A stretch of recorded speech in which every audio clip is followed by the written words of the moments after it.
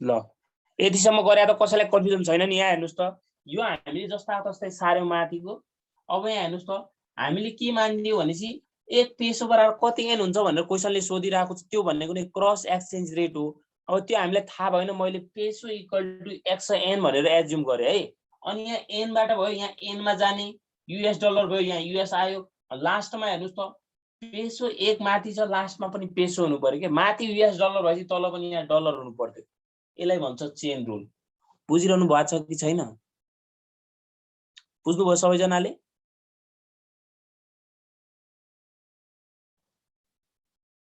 Using chain rule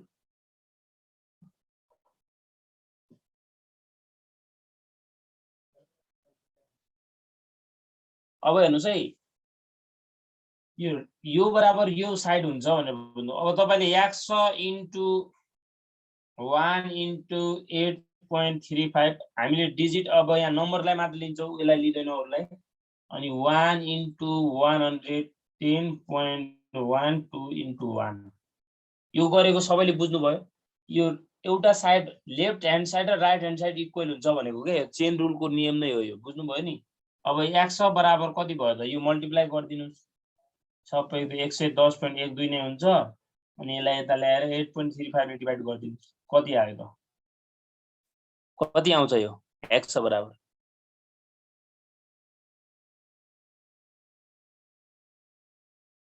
कति आयो x बराबर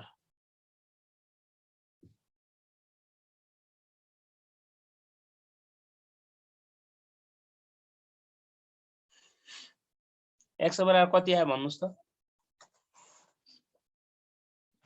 13.1880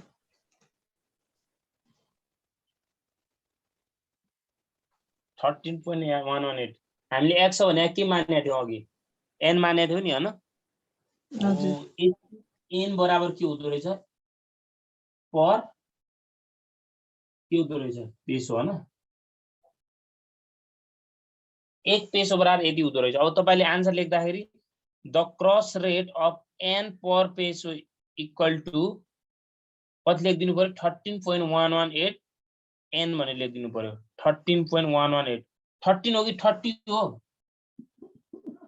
13 हो 13 भन्दाखेरि 13 भनिरहेको लेख्दा 30 पो लेखिरहेको छ 13.118 है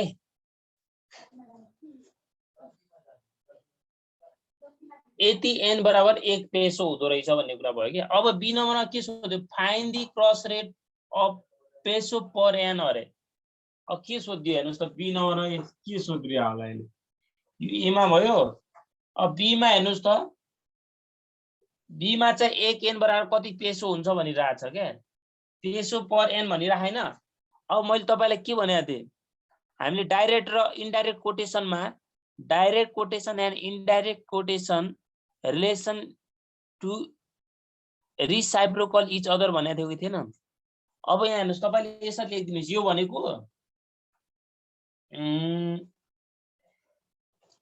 हामीलाई n को सोधिराख हैन यो भनेको 13.1880 n इक्वल टु 1 पेसो हो नि हैन पीएस पेसो यो हो कि हैन भन्नुस् त यसको मतलब अब हामीलाई 1 n को सोधिरहेछ 1 n बराबर कति होला यदि बराबर 1 हुन्छ भने चाहिँ 1 को त कम होला नि त 1 को कम हुने भएपछि भाग गर्दिने 13.1880 कति हुन्छ यो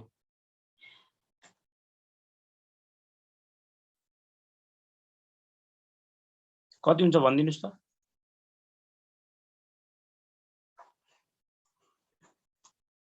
0.0758 0.057875 हैन सर 0.0758 58 पछाडीको नि भन्ने धेरै अझै दुई अझै लेख्नु कम्ती 4-5 वटा लेख्नुस् के 5 वटा जति एउटा भन्नु ल यति लेख्दा के हुँदैन 2 सर 2 पहिला 6 हैन 26 हजुर ल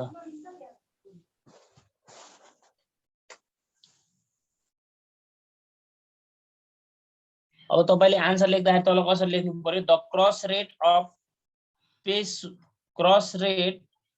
अफ यो हेर्नुस् त यो पेसो हो नि हैन यो 1 n बराबर यति पेसो हुँदो रहेछ क्या अब तपाईले कसरी लेख्नु पर्यो cross rate of peso 0.07586 per N भनेर लेखिदिनु पर्यो पर एन इक्वल टु कति पेसो हुँदो रहेछ 0.07586 पेसो हुँदो रहेछ है पेसो भने अरु के हैन एकाइ हो के जस्तै हाम्रो नेपालको लागि रुपीज भने जस्तै अरु देश मेक्सिकनको लागि पेसो भन्दो रहेछ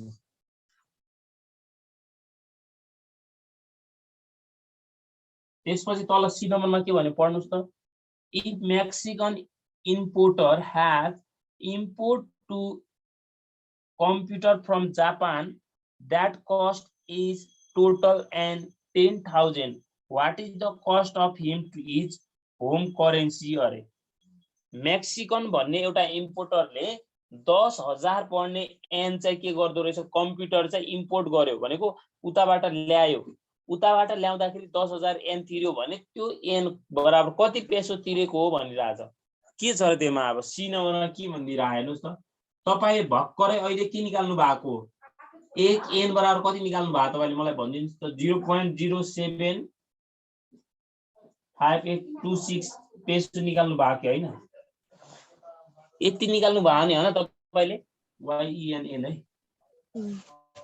यति निकाले हो नि हैन हजुर अनि 10,000 n बराबर कति हुन्छ भनेर सोधिरहेछ अब 10,000 n बराबर नजान्ने हामीले निकाल्न के सोध्यो होला हैन 0.07586 इन्टु कति गरिदिनु पर्यो 10,000 को त बढी होला नि त हैन कति हुन्छ अब 1 2 3 4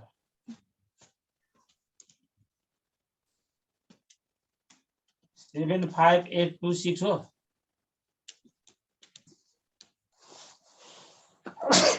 सरी यति पेसो आएको बुझ्नु भयो कसैलाई कन्फ्युजन छ भने छैन अब के लेख्दिनु पर्यो answer if Mexican importer has to import computer from Japan that cost in total and 10,000 is convert to equal 758.26 peso भनेर लेख्दिनु होला त्यो पुरै नसार्दा पनि हुन्छ हैन अब तपाईले के लेख्दिनु भनेसी Mexican importer import the computer from Japan cost of rupees लेख्न मिल्दैन है cost of n 10,000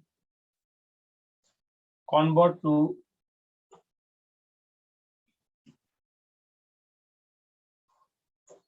equal his country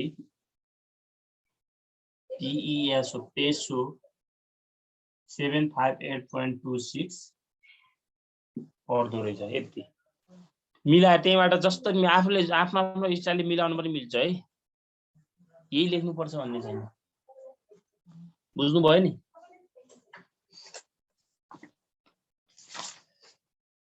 तपाईले त्योसँग रिलेटेड सेम त्यस्तै क्वेशन ट्यू 2070 को सेकेन्ड नम्बर छ है 70 को आई छ सेम यही क्वेशन नै हो यही क्वेशन नै त हो जस्तो लाग्यो यही लगभग यही क्वेशन हो मिल्छ यस्तै हेर्नु होला 70 को आई है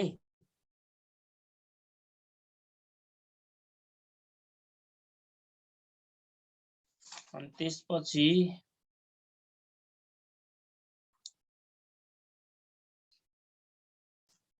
ल आज म अलिकति अब अर्को लेखाउँछु है यसको कन्सेप्ट लगभग सकिन्छ केही छैन त्यो क्रस रेट वाला त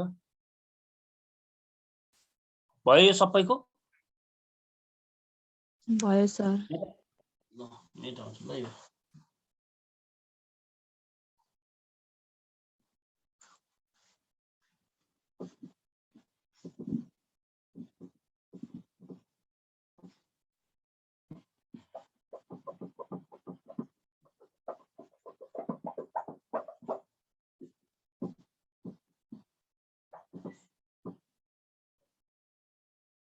पर्मानेन्ट मार्कर जस्तो भइसक्यो कस्तो नमेटिरा होला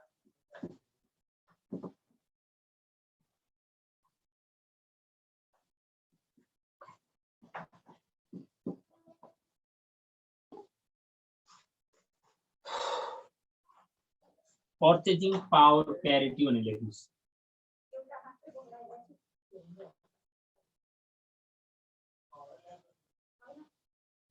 purchasing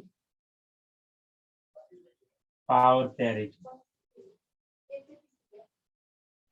PPP purchasing power parity भनेको यस्तो हो तपाईले के बुझ्नु पर्यो भनेपछि जस्तै हामीले क्रस एक्सचेन्ज रेट निकाल्यो नि भर्खरै हैन क्रस एक्सचेन्ज रेट निकाल्यौं कि नै भर्खरै अहिले निकाल्यो थियो नि हैन यति पेसो बराबर यति एन बराबर यति पेसो भनेर निकाले हैन भर्खर अहिले हो पर्चेजिङ पावर प्यारिटी भनेको तपाईले दुई वा दुई भन्दा देश जस्तै तपाईले नेपाल भित्र कुनै पनि प्रोडक्ट अथवा प्रोडक्ट किन्नु भयो र यो नेपाल हो अनि तपाईले अर्को प्रोडक्ट अमेरिका अथवा युएसए जहाँबाट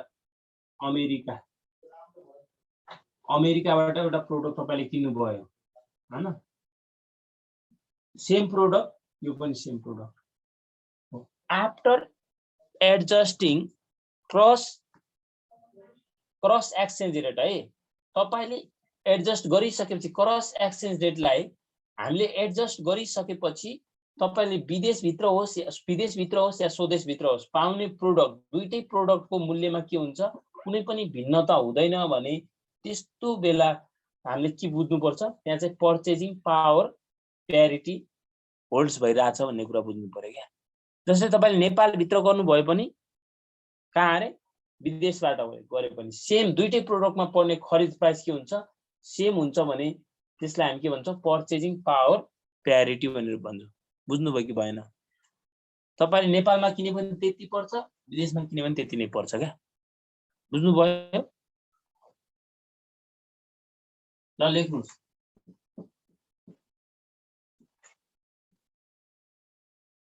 purchasing power parity PPP purchasing power parity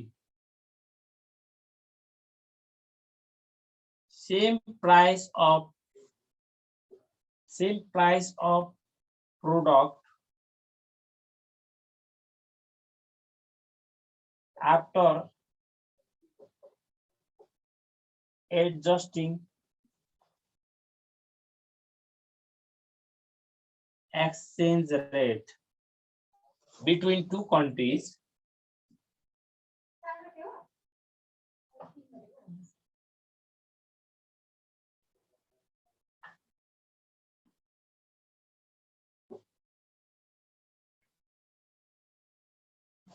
is called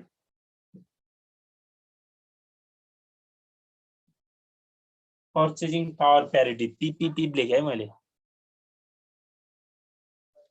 same price of product in the two countries after adjusting the exchange rate is called purchasing power parity same price of product after adjusting exchange rate between two countries is called purchasing power parity a purchasing power parity हेर्नुस् त PS equal to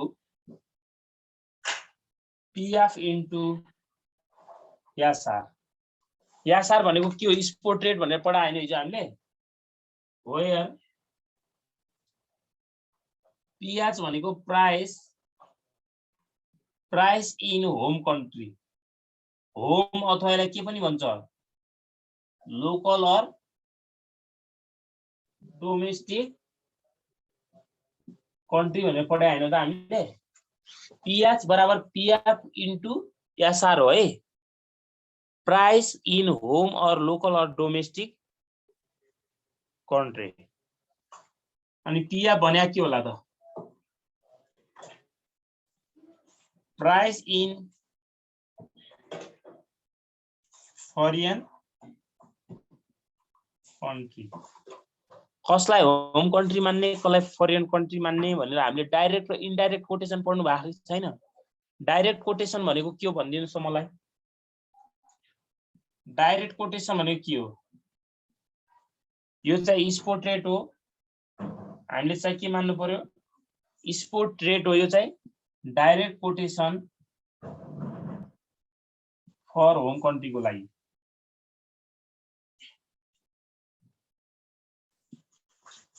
मलाई भनिदिनुस् त के हो direct quotation भनेको? पढ्नु भएन भने त कामै छैन नि। के हो डाइरेक्ट कोटेसन भने भनिदिनुस् त एकजनाले कसैले। डाइरेक्ट कोटेसन भनेको के हो? खै बोल्या। के हो डाइरेक्ट कोटेसन भनेको?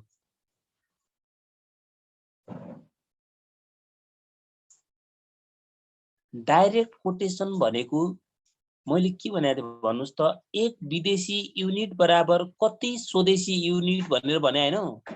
तपाईले नेपालीमा पनि त लेखिदिएको थिएँ के मैले। एक विदेशी युनिट बराबर कति स्वदेशी युनिट भन्छ भनेर सो गर्ने कुरा डाइरेक्ट कोटेसन हैन? अनि इन्डाइरेक्ट भनेको त्यसको अपोजिट भइहाल्यो। जस्तै यहाँनिर मानौ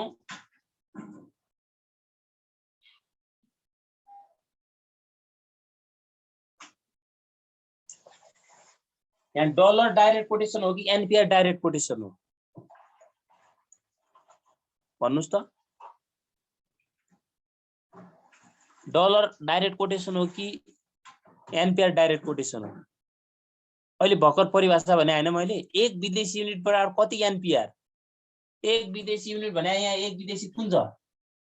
डलर छैन। डलर डाइरेक्ट कोटेसन भयो कि भएन? तपाईहरुले पढ्नु भएन भने मैले जति हो कि केही काम छैन क्या। मैले जति बोले पनि जति के गर्ने फाइदै छैन। तपाईहरुले अब पढ्नु पर्यो त। अलिअलि कुराहरु तपाईले पढ्नु पर्यो। कर्पोरेट त्यो इन्भेस्टमेन्ट एफआइएम जस्तो फर्मुला हाले एन्सर आउँदैन यहाँ। बुझ्नु भयो नि? अलि लजिक चाहिँ चाहिन्छ क्या।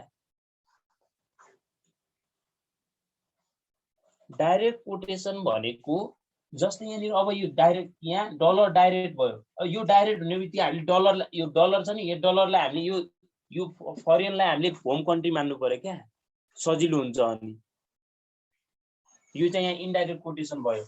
एनपीआर सधैँ होम कन्ट्री हुन्छ भन्ने त्यो एजम्पसन नराख्ने क्या है।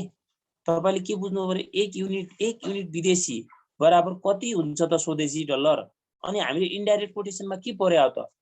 एक स्वदेशी युनिट बराबर कति विदेशी भनेर पढ्या हैन त? तपाईले त एकचोटि नोट पढ्नु होला त।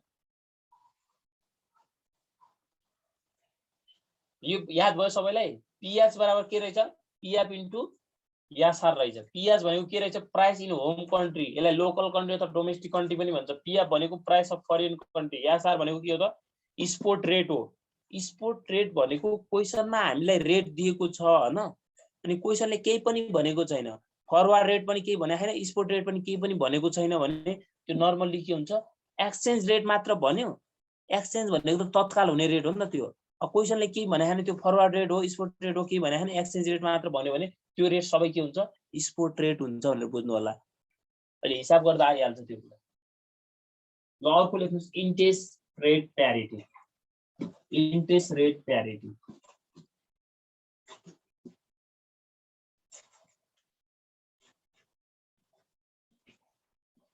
यसलाई भने अलिअलि मेन गरिदिनुहोस् क्या। अब पढ्नु पर्यो त, अलिअलि नपढ्यो त कहाँ हुन्छ त? जाँच आइसक्यो।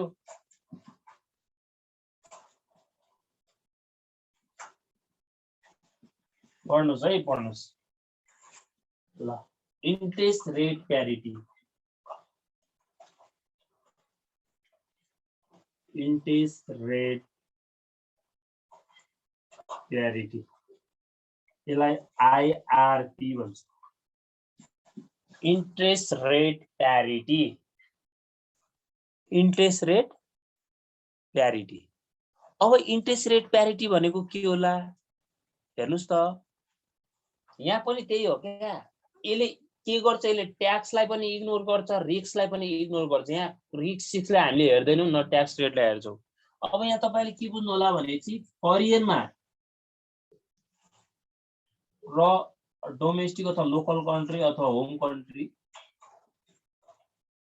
फरेन कन्ट्री र डोमेस्टिक कन्ट्रीमा तपाईले मानौं कति लगानी गर्नुभयो 1 लाख 1 लाख यति गर्नुभयो नि हैन सपोज मानेको है अब तपाईले फरेन कन्ट्रीमा इन्भेस्ट गरे पनि 10% इन्ट्रेस्ट अर्न गर्नुहुन्छ यहाँ इन्ट्रेस्ट अर्न गरे पनि के गर्नुहुन्छ यहाँ इन्भेस्टमेन्ट गरे पनि कति अर्न गर्नुहुन्छ 10% इन्ट्रेस्ट अर्न गर्नुहुन्छ हो यो एजम्पसनलाई हामी के बुझ्छौं त इन्ट्रेस्ट रेट प्यारिटी भनेर बुझ्छौं है यो पनि के हो त आफ्टर एडजस्टिङ दी एक्सचेन्ज रेट यो पनि के गरेर आउँछ त एक्सचेन्ज रेटलाई चाहिँ एडजस्ट गरिसकेपछि चाहिँ तपाईले विदेशी देशमा अथवा नेपाल भित्र जहाँ लगानी गरे पनि इन्ट्रेस्ट रेटमा समानता पाउनुहुन्छ भन्ने त्यसलाई हामी के बुझ्छौं इन्ट्रेस्ट रेट प्यारिटी भनेर बुझ्छौं बुझ्नु भयो कि भएन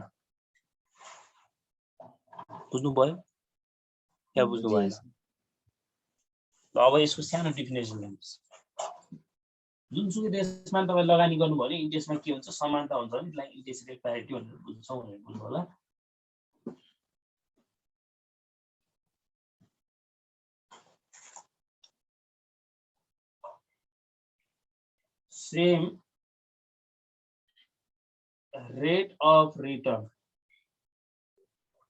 same rate of return अथवा इन्ट्रेस्ट रेट भन्दा पनि हुन्छ आफ्टर एडजस्टिङ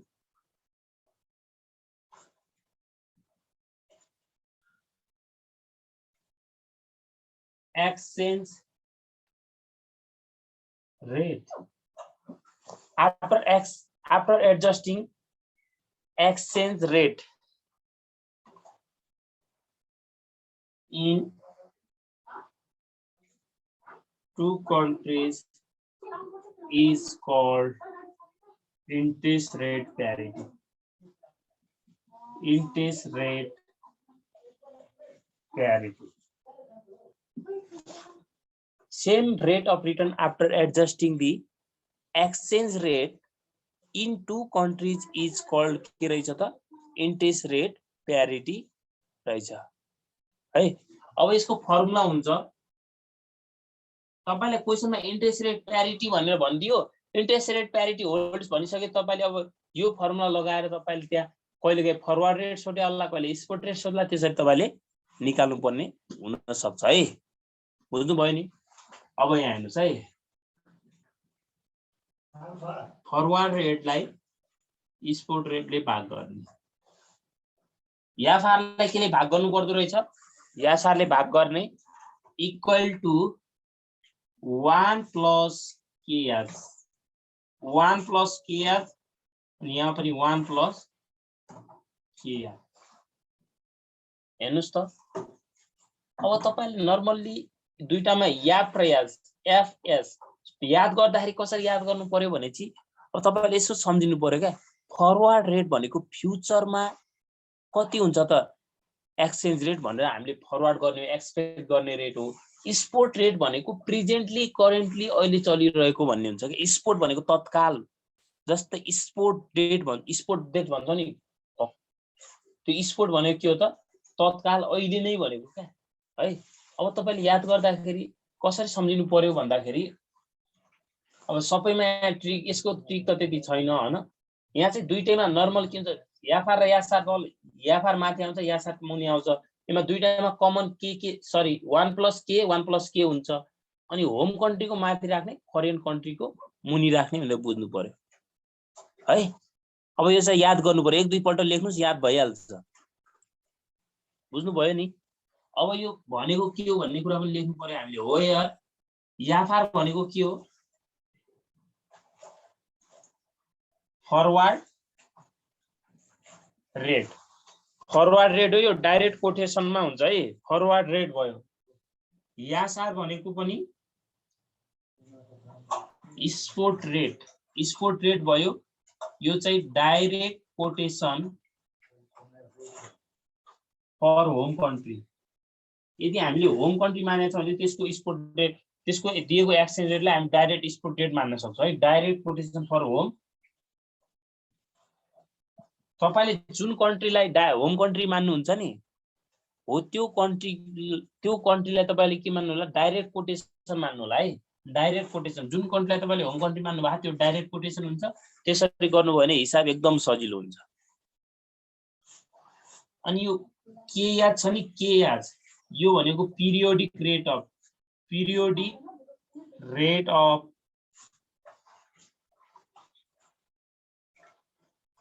इन्ट्रेस्ट रेट भन्दा लेख्दा हुन्छ है। पिरियोडिक रेट अफ इन्ट्रेस्ट अथवा रिटर्न कसको लागि हो त, फर होम कन्ट्रीको लागि। याद भनेको home country, domestic country, local country एउटै हो है। अनि के भनेको के होला त, यो पनि त्यही हो, periodic rate of return for, periodic rate of return for कुन कन्ट्री होला, फरेन कन्ट्री।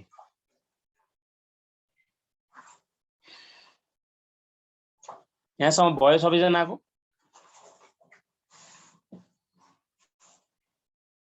भयो सर।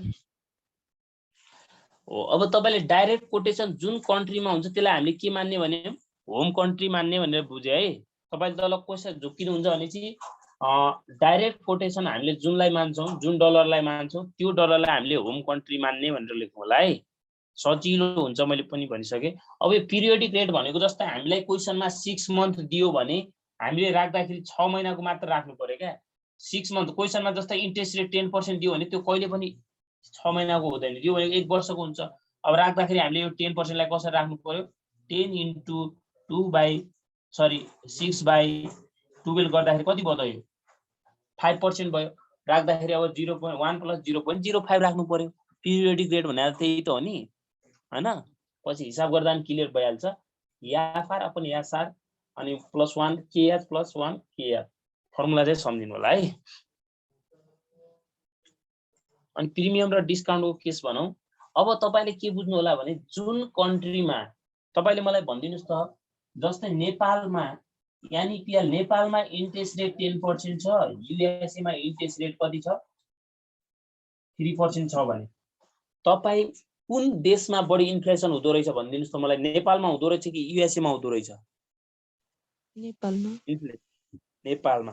जसको इन्ट्रेस्ट रेट बढी हुन्छ त्यो देशको इन्फ्लेसन रेट पनि के भइरा हुन्छ, एकदम फ्लक्चुएट भइरा हुन्छ। त्यसको मतलब जुन देशमा इन्ट्रेस्ट रेट कम हुन्छ नि त्यो देशको डलर चाहिँ केमा बिक्री भइराको बुझिन्छ, प्रिमियममा बिक्री भएको भनेर बुझिन्छ है। के अरे, जुन देशको डलर के अरे, जुन देशको डलर कम इन्ट्रेस्ट हुन्छ नि, इन्ट्रेस्ट रेट कम हुनु भनेको के हो त, डलर प्रिमियममा। र जुन देशको इन्ट्रेस्ट रेट हाई छ त्यो देशको डलर के हो त, डिस्काउन्टमा भनेर बुझ्नु पर्ला है। आउँछ त्यो म लेख्छु। त्यसपछि यो भएपछि जोइन हुनु होला है। कर्पोरेटको आज अलि पढ्नु पर्छ।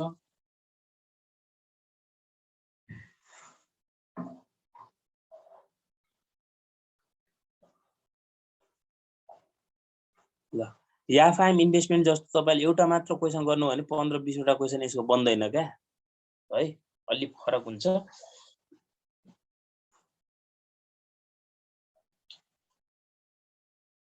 प्रिमियम और डिस्काउन्ट, प्रिमियम र डिस्काउन्टमा हामीले कसरी बुझ्ने भन्छ, जस्तै यहाँ हेर्नुस् त, स्पोर्ट रेट हामीलाई दियो अनि यहाँ फरवर्ड रेट दियो है। आज $1 बराबर नेपालको कति हुन्छ भनिदियो, मानौ सपोज एनपीआर 120 हुन्छ भनिदियो ल है। अनि यहाँ फरवर्ड रेट $1 बराबर, अब भविष्यमा $1 बराबर एनपीआर 130 तिर्नुपर्छ भनिदियो ल, 125 तिर्नुपर्छ भनिदियो। हेर्नुस् त कुन करेन्सी बलियो मान्नुहुन्छ तपाई, नेपाली कि युएसए डलर फ्युचर भविष्यमा भनिदिनुस् त। यो एक्जाम्पल दियो है मैले। नेपाली भयो कि बलियो डलर भयो, डलर बलियो भएन भने जस्तै यहाँ हेर्नु न, आज 120 रुपियाँ चाहिने $1 को लागि फरवर्ड रेट फ्युचरमा मानौ 3 मन्थ पछि कति भनिदियो ल 3 मन्थ लेख्दिनु न पिरियड 3 मन्थ पछि 125 रुपियाँ चाहिन्छ यहाँ एनपीआर भनेपछि बलियो कुन भयो डलर भएन भयो कि भएन डलर बलियो भयो नि हैन हो। अब यहाँ तपाईले नोटमा लेख्नुस् a currency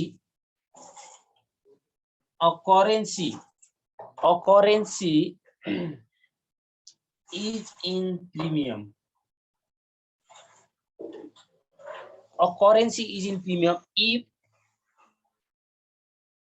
interest rate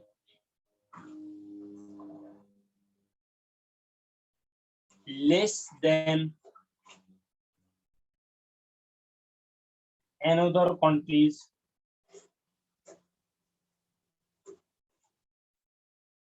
a currency is in premium. त्यो करेन्सी केमा बुझिन्छ प्रिमियममा बुझिन्छ if interest rate less than another country interest rate another कन्ट्रीको इन्ट्रेस्ट रेट भन्दा कम भयो भने त्यो करेन्सी त्यो देशको करेन्सी केमा बिक्री भएको बुझिन्छ अरे प्रिमियममा भएको भनेर बुझिन्छ है। तपाईले अब तल नोटमा लेख्नु जुन देशको नेपालीमा लेख्नुहुन्छ भने जुन देशमा इन्ट्रेस्ट रेट कम हुन्छ त्यो देशको करेन्सी प्रिमियममा र जुन देशमा इन्ट्रेस्ट रेट बढी हुन्छ त्यो देशको करेन्सी डिस्काउन्टमा भने लेखिदिनु होला। अनि सेकेन्डमा if currency is in discount if भन्दा नि अ लेख्नु न a currency is in discount if interest rate यसको उल्टो हुने त हो नि मोर देन